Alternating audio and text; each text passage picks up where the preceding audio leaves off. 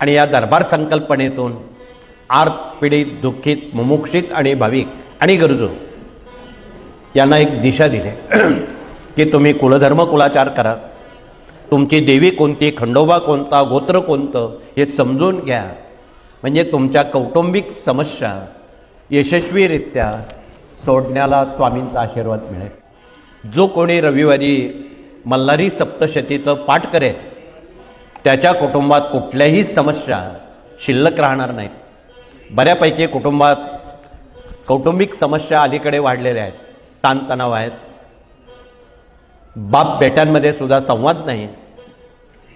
ज्यावेळी बाप बेट्यांमध्ये संवाद नसतो त्यावेळी कुटुंब चालकांनी, प्रतिनिधींनी, सदस्यांनी समजून घ्यायचं आपल्या कुटुंबात खंडोबाच्या सेवेची उणीव आहे। अशा वेळी तुम्ही